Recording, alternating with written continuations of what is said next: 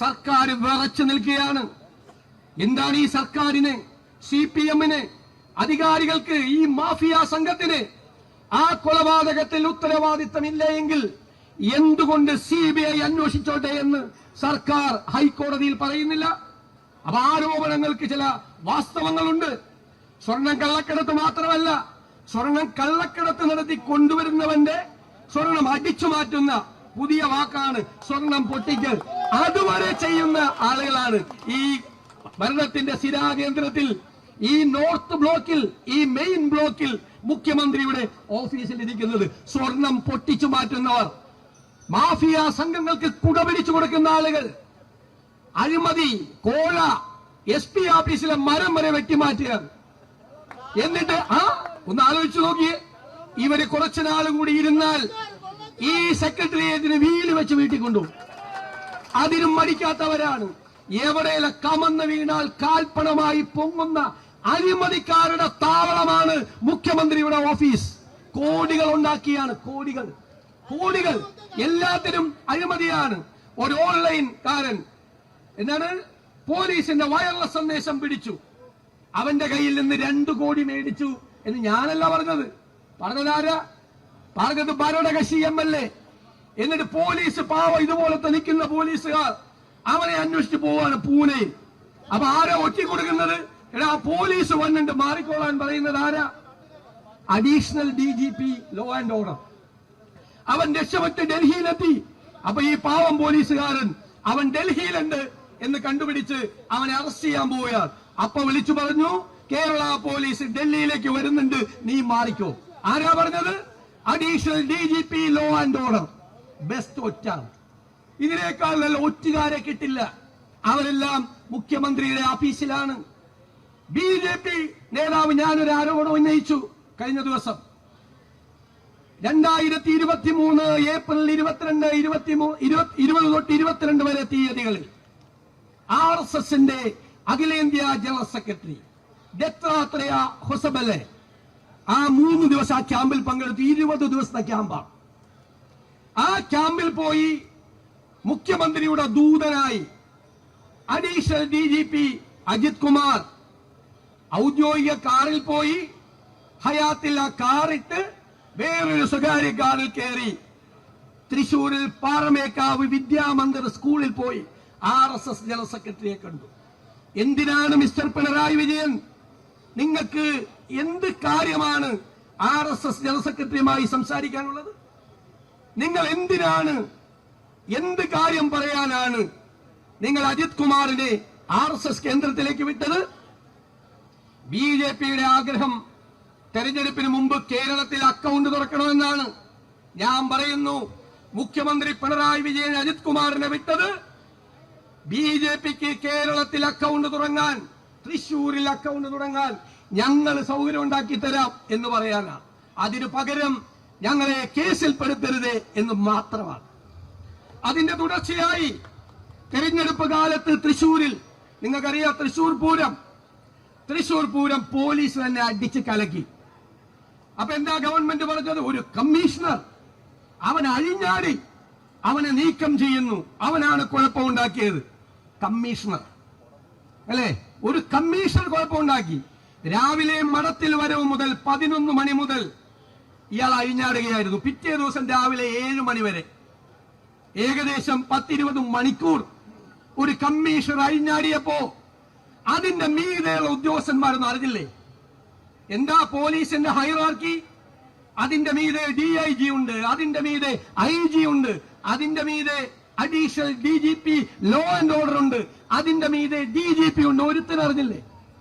അതിന്റെ മീതെ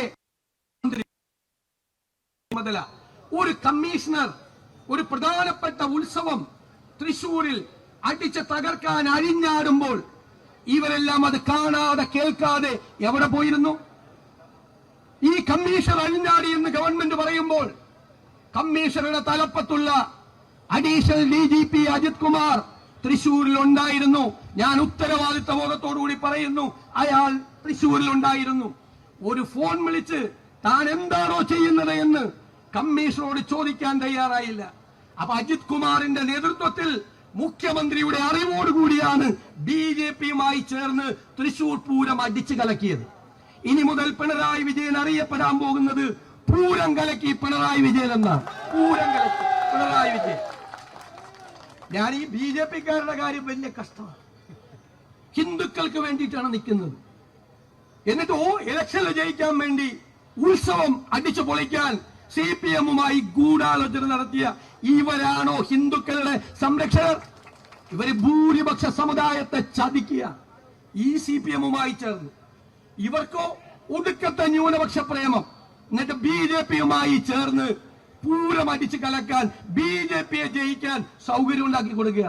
ന്യൂനപക്ഷ അവകാശങ്ങളെ കുറിച്ച് പുനരാലോചിക്കണം എന്ന് പറഞ്ഞ RSS ജനറൽ സെക്രട്ടറിയെ കാണാൻ ആളെ വിട്ടയാളാണ് ഈ പിണറായി വിജയൻ.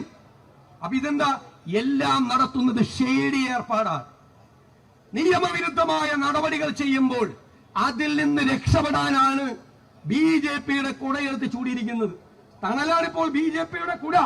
BJP ഒരു കുട കൊടുത്തിരിക്കുകയാണ് കേരളത്തിലെ മുഖ്യമന്ത്രിക്ക്. ആ കുട പിടിച്ച് ഈ ചൂടിൽ നിന്ന് രക്ഷപ്പെടാൻ അതിന്റെ തണലിലാണ് പിണറായി വിജയൻ ഇപ്പോൾ ജീവിക്കുന്നത്. നിങ്ങൾ അന്വേഷിക്കണം. ഈ ഭരണകക്ഷി MLA പറഞ്ഞപ്പോൾ നിങ്ങൾ അന്വേഷിക്കാമെന്ന് പറഞ്ഞു. ആരാ അന്വേഷിക്കുന്നത്? ആരെ കുറിച്ച് അന്വേഷിക്കുന്നത്? പൊളിറ്റിക്കൽ സെക്രട്ടറിയെ കുറിച്ച്, അഡീഷണൽ DGP ലോ ആൻഡ് ഓർഡറിനെ കുറിച്ച്. ഒരു DGP ഉണ്ട്, പാവം, അന്വേഷണ സംഘത്തിന്റെ ചുമതല. ബാക്കിയുള്ളതൊക്കെ ആരാ? ഈ അഡീഷണൽ DGPക്ക് റിപ്പോർട്ട് ചെയ്യേണ്ട താഴെയുള്ള ഉദ്യോഗസ്ഥന്മാർ, സിറ്റി പോലീസ് കമ്മീഷണർ, SP ഒക്കെ. അവരുടെ ഈ കോൺഫിഡൻഷ്യൽ റെക്കോർഡുണ്ട്, അതിൽ ഒപ്പിട്ട് കൊടുക്കേണ്ട ആളാണ് അജിത്ത്. അയാൾക്കെതിരായിട്ട് അന്വേഷിക്കാൻ വച്ചിരിക്കുന്നത് അയാളുടെ താഴെയുള്ള ഉദ്യോഗസ്ഥന്മാര്. SP-ക്കെതിരായിട്ട് ഒരു കേസ് വന്ന് അന്വേഷിക്കുന്നത് SI ആണോ? അതാണ് ഇവിടെ നടക്കുന്നത്. കളിപ്പിക്കലാണ് ഈ അന്വേഷണം. കാരണം P ശശിയെയും അജിത് കുമാറിനെയും മാറ്റി നിർത്താനുള്ള ധൈര്യം പിണറായി വിജയനില്ല. കുറെ നാളുകൂടി ഭയങ്കര പത്രസമ്മേളനമായിരുന്നു. ഇപ്പൊ മിണ്ടാത്തയില്ല. ഇത്രയും ആരോപണങ്ങൾ വന്നിട്ട് ഒന്ന് ചുണ്ടരക്കി മറുപടി പറയാൻ ധൈര്യമില്ലാത്ത ഭീരുവായ മുഖ്യമന്ത്രിയാണ് കേരളം ഭരിക്കുന്നത്. ഇയാൾ മഹാമൗനത്തിന്റെ മാളങ്ങളിൽ ഒളിച്ച ഭീരുവായ മുഖ്യമന്ത്രിയാണ് കേരളം ഭരിക്കുന്നത്. എനിക്ക് മുഖ്യമന്ത്രിയോട് പറയാനുള്ളത്, ഏറാം മൂളികളായ CPM നേതാക്കന്മാരോട് പറയാനുള്ളത്, ഇത് കേരളമാണ്. കേരളം ഇത് കാണുകയാണ്. അതിശക്തമായി പ്രതിപക്ഷം ജനങ്ങളോടൊപ്പം നിന്ന് ഞങ്ങൾ ചെയ്യുന്നത് പോരാ എന്നാണ് ജനങ്ങൾ പറയുന്നത്. എന്തുകൊണ്ടാണ് അവരങ്ങനെ പറയുന്നത്? അത്രയും പ്രതിഷേധം കനലായി ജനങ്ങളുടെ മനസ്സിൽ ആളുകയാണ് ഈ സർക്കാരിനെതിരായി. ആ ആളിക്കത്തുന്ന ജനവികാരം അതിന്റെ അകത്ത് എരിഞ്ഞടങ്ങാൻ പോവുകയാണ് ഈ ഗവൺമെന്റ്. ബംഗാളിൽ നിന്നുള്ള മാഡം ഇവിടെ ഇരിക്കുന്നുണ്ട്. CPMന്റെ 33 വർഷക്കാലത്തെ അന്ത്യം കണ്ട കോൺഗ്രസ് നേതാവാണ് ശ്രീമതി ദീപാദാസ് മുൻഷി. ഞാൻ ഈ വേദിയിൽ സെക്രട്ടേറിയറ്റിന്റെ മുമ്പിൽ നിന്ന് പറയുന്നു, ബംഗാളിൽ എന്താണ് CPMന് സംഭവിച്ചത്? ജീർണത. ഈ CPMനെ കേരളത്തിന്റെ മണ്ണിൽ കുഴിച്ചു മൂടി വാഴ വച്ചിട്ടേ പിണറായി വിജയൻ പോവുള്ളൂ. അതിന്റെ അന്ത്യം ബംഗാളിന്റെ തനിയാവർത്തനമാണ് കേരളത്തിൽ നടക്കാൻ പോകുന്നത്. അതിന്റെ അവസാന കർമ്മങ്ങളാണ് ഇപ്പോൾ ചെയ്യുന്നത്. നമ്മൾ നിരന്തരം നമ്മുടെ കുട്ടികളെ ഈ സെക്രട്ടേറിയറ്റിന്റെ മുന്നിലിട്ട് ക്രൂരമായി തല്ലിച്ചതച്ചു. നവകേരള സദസ്സിൽ ഞങ്ങളുടെ കുഞ്ഞുങ്ങളെ തല്ലി. ഒരു പോലീസുകാരന് പരിക്കില്ല, ഒരു വണ്ടിയുടെ ചില്ല് തകർന്നിട്ടില്ല. എന്നിട്ടും ഞങ്ങളുടെ നേതാക്കളെ പട്ടിയെ പോലെ ഈ റോഡിലിട്ട് തല്ലി, ക്രൂരമായി തല്ലി. അവിടെ ഇരിക്കുന്നവന്മാരെ സന്തോഷിപ്പിക്കാൻ ഇട്ടിരിക്കുന്ന കാക്കിയുടെ വിലയറിയാതെ ഏതെങ്കിലും ഉദ്യോഗസ്ഥന്മാർ അമിതാധികാരം പ്രയോഗിച്ചാൽ അവന്മാരെല്ലാം ചെവിയിൽ നുള്ളിക്കോ എന്ന് ഞാൻ പറയാ. ഒറ്റൊരുത്തനെ വെറുതെ വിടില്ല. ഒറ്റൊരുത്തനെ. അധികാരവും നിയമവും പാലിച്ചോട്ടെ പോലീസ്. ഇന്നലെ കാണിച്ചത് അമിതാധികാരമാണ്. അങ്ങനെയൊന്നുള്ള അധികാരം പോലീസിനാരും കൊടുത്തിട്ടില്ല. മോളിലിരിക്കുന്നവന്മാരെ സൂചിപ്പിക്കാൻ വേണ്ടി ചെയ്താൽ ഒരുത്തൻ നടക്കണ കണ്ട ഇപ്പോ തെക്ക് വടക്ക് ഒരാളുമില്ല സംരക്ഷിക്കാൻ, ഒരാളും ഉണ്ടാവില്ല സംരക്ഷിക്കാൻ. എന്റെ അങ്കിളാണ് എന്ന് പറഞ്ഞിട്ടാണ് വേറൊരുത്തൻ വേറെ ഏർപ്പാട് മലപ്പുറത്ത് ചെയ്തത്. ഇത് മുഖ്യമന്ത്രി അങ്കിളാണെന്ന് പറഞ്ഞുകൊണ്ട്.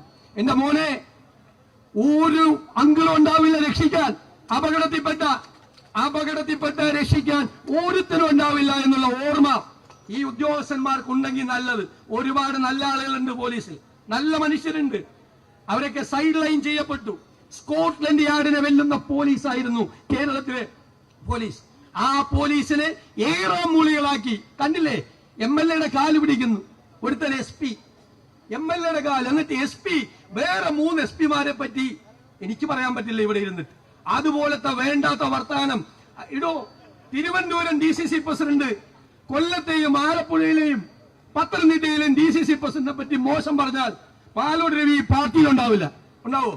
അങ്ങനെ പറഞ്ഞ പരസ്യമായി പറഞ്ഞ അതുപോലെയാണ് ഈ പത്തനംതിട്ട SP തൃശ്ശൂരിലെയും പാലക്കാടെയും മലപ്പുറത്തെ SP-മാരെ പറ്റി മോശമായി പറഞ്ഞു. അവൻ പറയാണ് ഈ ADGP അവന്റെ ഭാര്യ സഹോദരന്മാർ കൊള്ളയാണ്, അവൻ കള്ളനാണ്, അവൻ സ്വർണ്ണക്കള്ളക്കെടുത്തുകാരനാണ്. എന്നിട്ട് അവനെ സസ്പെൻഡ് ചെയ്യാൻ 4 ദിവസം എടുത്തു. അത് ഞാൻ പറഞ്ഞ് കളിയാക്കിയ പിന്നെയാണ് അയാൾക്കെതിരെ സസ്പെൻഡ്. അവനെയൊന്നും സർവീസിൽ വെച്ചുകൊണ്ടിരിക്കാൻ പാടില്ല. 1 മിനിറ്റ് കാല് പിടിക്കുകയാണ് വേണ്ടാത്തരം കാണിച്ചിട്ട്.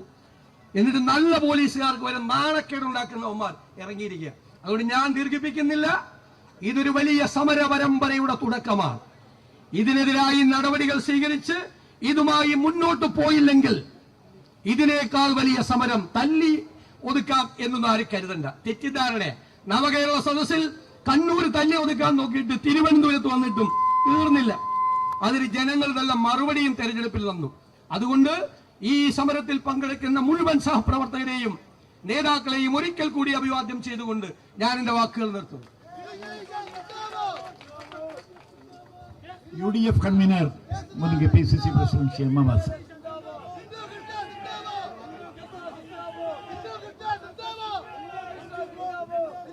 അഭിമന്യനായ അധ്യക്ഷൻ KPCC പ്രസിഡന്റ് ബഹുമാന്യനായ ദീപാദാസ് മുൻഷിജി, ബഹുമാന്യനായ പ്രതിപക്ഷ നേതാവ് ശ്രീ VD സതീശൻ, വേദിയിലുള്ള ബഹുമാന്യരായ നേതാക്കളെ, പിണറായി വിജയൻ മുഖ്യമന്ത്രി